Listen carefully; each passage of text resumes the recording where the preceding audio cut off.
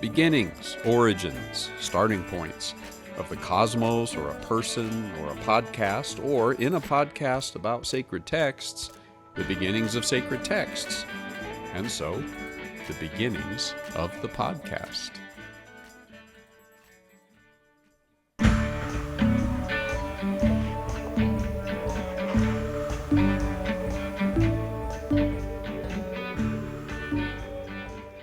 I'm Kevin Caldwell. Welcome to Sacred Wisdom, Sacred Texts, an exploration of some of humanity's most influential sacred writings. They've become my soul friends, daily companions, spiritual guides, and springs of wisdom.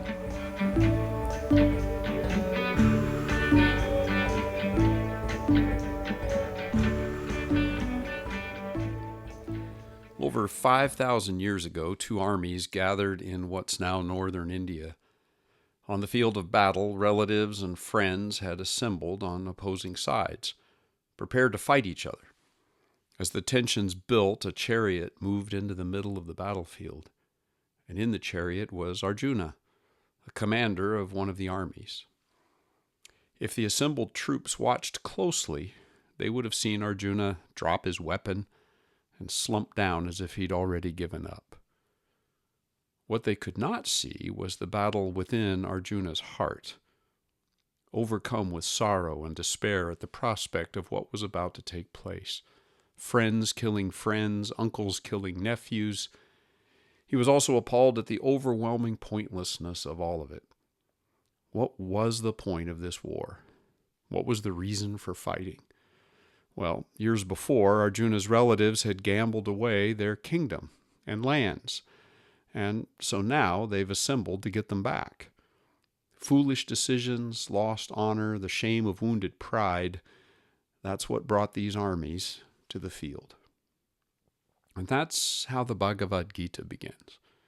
It's one of the world's most influential sacred texts, and its narrative is shaped and driven by the conversation that then takes place in that chariot between Arjuna and his charioteer, who, as it turns out, is the Lord Krishna.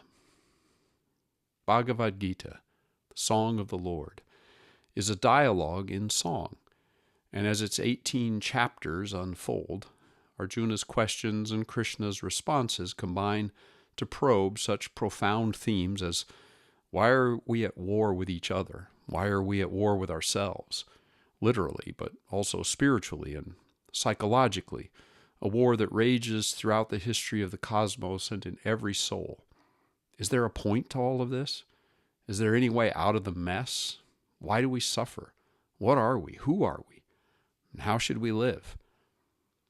Now let's leave northern India for a moment and travel far forward in time.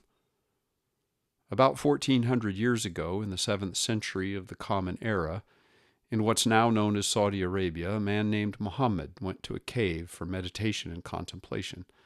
Such a spiritual retreat during the month of Ramadan had become his annual custom. He would take provisions for several nights, sometimes as long as the entire month. On this particular day, Muhammad was gripped by an experience that would change the course of his life and the course of much of human history. During this profound experience, he felt or heard a voice say, "Iqra," recite, repeat after me. That event was the beginning of what would become the Quran, the collection of the various messages Muhammad was to recite, as it happens, throughout the period between the year 610 and 632 of the Common Era. A work of powerful poetic force, the Quran begins with the affirmation that the Divine One is compassionate and merciful, the creator of all things and the source of guidance, but that in our pride and arrogance, humanity refuses to learn. Gita and Quran, two sacred texts asking different questions, offering different answers, questions about our origins and our problems and our nature, the nature of reality and of the cosmos and of the unseen, questions about destiny and time and the past and the future, questions about death and life and how to live. Well, in between all of that, nearly 4,000 years separated those two events that I've just described, events which form the origins of those two sacred texts. The intervening years witnessed the birth of other sacred texts as well, among them the Torah, or books of Moses, Buddha's teachings, the Tao Te Ching of Lao Tzu, the books portraying the teaching and life of Jesus known as the Gospels. And these are the texts that I am primarily going to be giving my attention to, talking with, as it were, in the course of the podcast.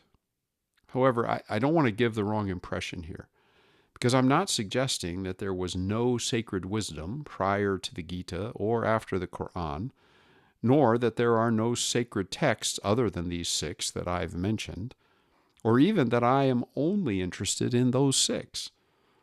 You deserve to know a little bit more about why I'm focusing on the texts that I have selected and what I think about sacred wisdom in general.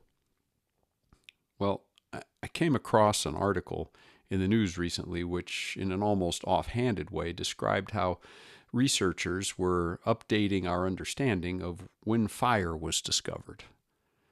And they updated it by about 350,000 years. Now, I'm talking about the original story of the Gita as if it's ancient because it's set 5,000 years back. And that article is talking about a 350,000 year miscalculation. I'm still trying to mentally repeat that to myself. 350,000 years. It's beyond my ability to really grasp. And my interest here isn't about fire and when it started. It's about the magnitude of the scope of human existence, which is, of course, far less than the scope of existence of the cosmos. It's like a fly's footprint compared to that. Or maybe my interest is in fire, but of a different sort. The fact that I'm creating a podcast about sacred wisdom, as that's conveyed within sacred texts, might suggest that I think there's no sacred wisdom before a pen or an awl was set to parchment or stone. It might also suggest that I assume there's nothing sacred about wisdom that is not found in a sacred text, period.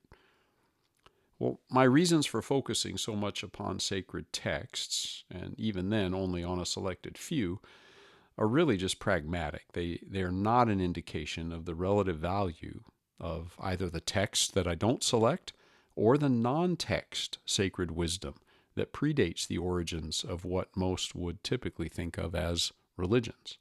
In fact, it's not even a question of whether there's sacred wisdom that predates the texts, because I think there is. It's also the fact that sacred wisdom, in my view, exists outside of sacred texts and religions completely. There is sacred wisdom everywhere. All wisdom is, in my view, sacred wisdom. It's found in music and poetry and art and film and philosophy and social studies, the physical sciences, mathematics, etc. In fact, in the course of everyday human interactions and relationships, we find sacred wisdom. If sacred wisdom is everywhere, then why focus on texts? And why these 6? My decision about this comes down to 2 practical considerations. First, written texts are more conducive to a shared conversation. You, for example, are able to look up any passage or portion that I might refer to. You can do that for yourself. Usually you can find them in multiple translations, and you can compare and form your own opinions. Second, I selected 6 of the texts that I'm most familiar with, or as I like to say, the ones which have become my friends. That doesn't mean I don't have other sacred text friends than these 6. I'm getting better acquainted, for example, with the Granth and the Song of Songs, the Devi Gita, the Song of the Goddess, which is in some ways a parallel to the Bhagavad Gita. And as those friendships deepen, perhaps they're going to make appearances in the podcast. But it seems important to add one more thought here about the decision to focus on written texts.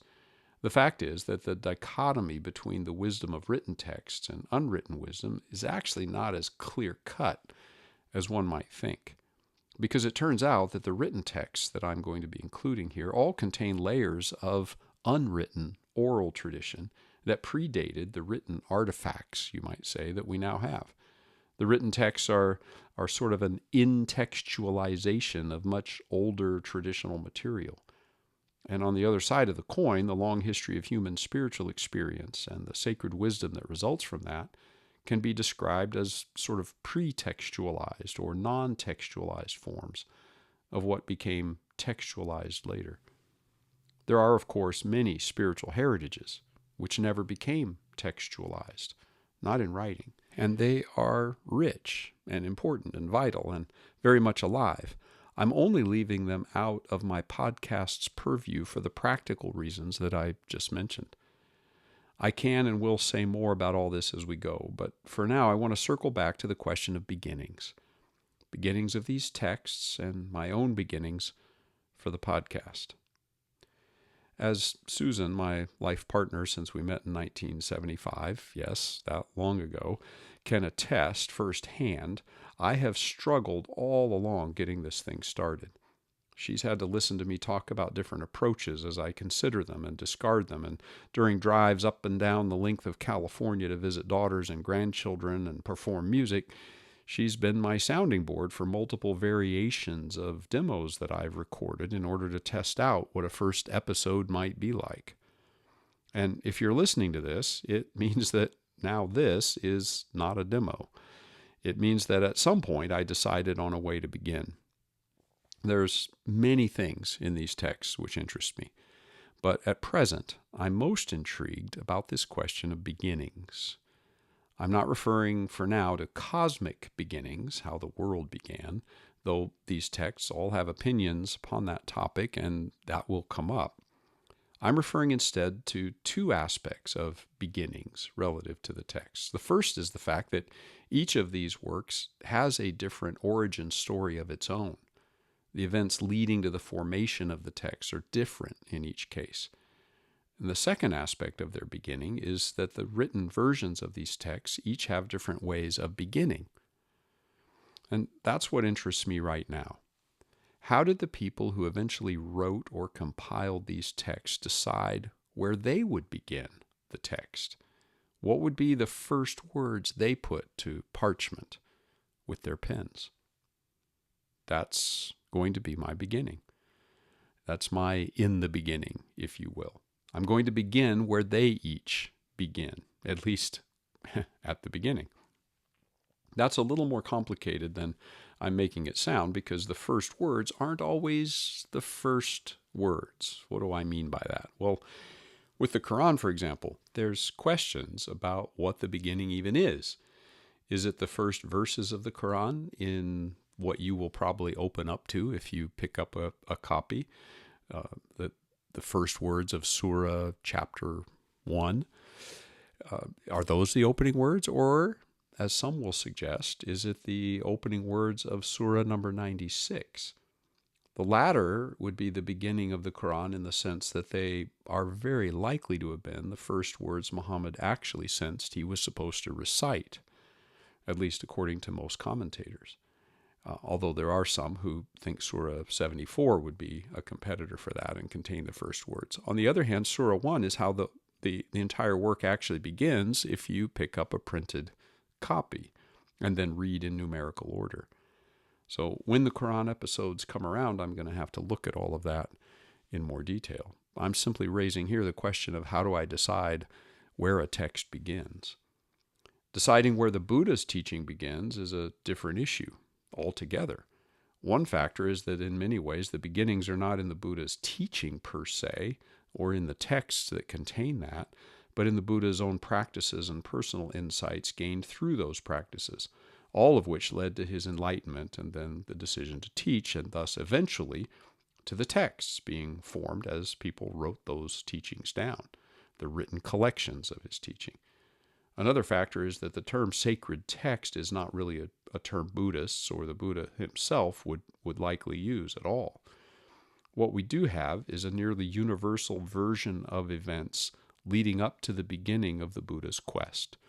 And although there's different versions and translations of the details of all of that, There is a beginning text, a sutta or discourse, known as the setting of the wheel of Dhamma in motion. And my approach is likely going to be to take both that text and the early events in the Buddha's life as the beginning when I come to that portion of the podcast. Those are just two examples of the 6 texts, my 6 friends that I'm going to be focusing on in the podcast. And my approach, again, is going to be to begin from their beginnings. And I'm going to need to explain in each case my approach to deciding what their beginnings in fact are. Of course, I can't present these friends all at once. They're going to have to take turns. They're going to need to come along in an order which I will take them in. So, which friend is going to go first? I could take them in chronological order as best we know, either the chronological order of the date the texts were written down, or the chronological order of the date of the events that was described in them. The gap between origins and written versions is in some cases quite immense. For example, the Gita may have a gap of 4,500 years before the events and things related there were actually written down. But were I to take the texts in the order of when they came to be written in the form we now have them, it would probably result in an order something like this, just based on the consensus of viewpoints on when these things were written down. I would start then with the Torah if I was going in chronological order, the first 5 books of the Jewish canon of sacred texts attributed to Moses, which probably reached its final form in the 6th century before the Common Era. Then I would probably take up the Tao Te Ching, probably the 5th century before the Common Era. It's an 81 stanza poem in Chinese composed by Lao Tzu. Then I would probably turn to the Bhagavad Gita, which in the form we now have it probably came into shape in the 2nd century before the Common Era. And it's really a relatively small portion of a much longer work, by the way, the Mahabharata. Then I would have come to the Buddha if I was going chronologically. In this case, knowing which text to start from, as I've said, is a more complicated matter. But for reasons I'll explain, I'm going to focus on that sutta I've already mentioned, setting the wheel of Dhamma in motion. And that's what I'm going to use as a starting point. It probably reached its final form in the 1st century of the Common Era, and widely acknowledged to convey the core of Buddha's earliest teachings. Again, if I were going in chronological order, my next one would be the Gospel of John among the friends that I've selected. 1st century, Common Era again. Scholarships divided on how early in the 1st century of the Common Era. Some have even suggested it came after the 1st century of the Common Era, but roughly in that period. The 4 official Gospels, of which John is one, are all dated within that 1st century. They each begin differently in their different accounts of the teaching and events of Jesus' life and death. But I'm going to begin with John because from among those 4 official texts, and there were other Gospels, others written in that genre, but of those 4, John's been my closest friend. And so I'm going to start there. And then finally, again, moving chronologically, I would have taken up the Quran, which, as I've already mentioned, came about in the 7th century of the Common Era. But you've already probably picked up the fact that I'm not going to go chronologically because I keep saying if I were to go chronologically. So, but that would have been the chronological order. However, since I see them as friends, chronology is not the only factor at play in making a decision about who goes first. There's also the question of the kind of relationship I have with each one of them. And I'm deeply appreciative of all 6 of these friends. They've each shaped me deeply over the years. They've each in their own ways added to my experiences of spiritual reality, to my way of seeing the world and myself and God. There are, of course, profound differences between them, but I'm appreciative of all of them. And There are also differences in the kind of relationship that I have with each of them. But isn't that the case in every friendship? For me, it's not so much a matter of having favorites among my friends as it is simply the fact that I've shared experiences and conversations with some friends that are different from those I've shared with others, just in my day-to-day life as well as with these texts. I have friendships that are older than others. The fact is that years matter in cases like that. Time often ripens relationships into textures and depths that are almost imperceptible but very real. And so it's important for me to share the background of all of this and my relational history with each of these text friends, and my own story and my life and my spiritual history and how I view things like the nature of meaning and how we know things and how we interpret texts and more. All of that is important.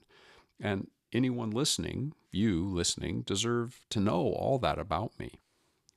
But as important as those things may be for you to know, and I will get to them at some point, my primary aim is to discover the sacred wisdom these texts have to offer, to let these friends speak for themselves. And to do that, it just seems best to get to that as directly as possible from the outset. And then to bring in all these other aspects of myself and my background, my view of meaning and interpretation, either along the way as we go or perhaps in a specific episode just dedicated to that. So I'm going to go ahead and just get started with the friend that I've known the longest from among the six, the friend with whom I've had the most conversations, a friend who has impacted and shaped me deeply, the Gospel of John. As a sneak peek, here is how John begins. In arche hein halogos, kai halogos hein proston theon, kai theos hein halogos, hutos hein in arche proston theon. Or, in my translation, in the beginning was the Word, and the Word was towards God, and God was the Word that was towards God in the beginning. John began with a beginning before the beginning. So, in the beginning of my podcast, I will begin where my friend John began.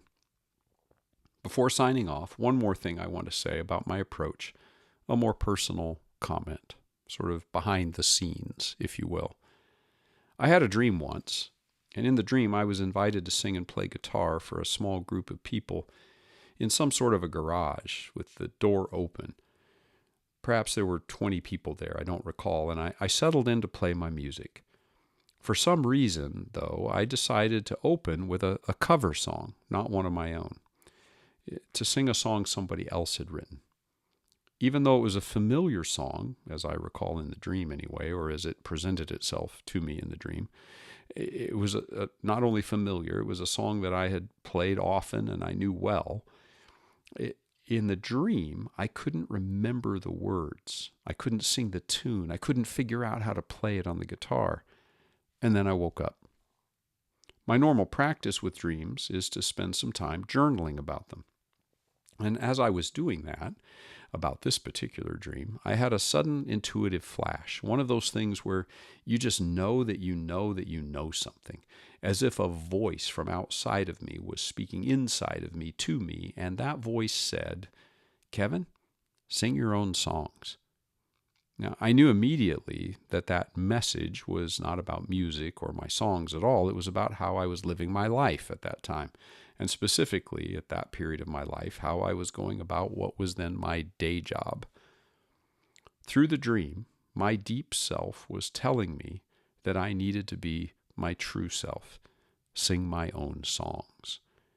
And to be honest, the difficulty of getting started with this podcast, Sacred Wisdom, Sacred Texts, was not just a matter of which text to begin from or how to go about it. My bigger struggle was much more personal. My own fears and anxieties about doing this right, finding the right way, the best way, and my own fears and anxieties about whether people would like it or criticize it. And by it, let's be honest, I mean me. So I'm trying to set all of that aside, all those fears, and just sing my own songs, or I guess I could say podcast my own podcast. That means that while I prepare each episode and rework approaches and material, I'm constantly taking time to pause and to reconnect with my deep self and listen to the sound that I think is the voice of my true self, because I deeply believe that that self is connected with sacred wisdom. It's my hope that you might hear a similar voice, your deep voice, and I invite you to listen for it, to say yes to being your truest self. If anything, in any of the episodes of this podcast help any of us as we seek to listen more fully to the voice of sacred wisdom, then it will have, quote unquote, succeeded, whatever that means. Speaking of listening, in the next episode, we'll be listening to John, the beginning of the Gospel of John, which begins, as I've said, in the beginning before beginnings. John begins from the depths of what he understands to be the mystery of the divine nature. And so I'll repeat those words again. In the beginning was the Word, and the Word was towards God, and God was the Word that was towards God in the beginning. And that's where we will begin next time.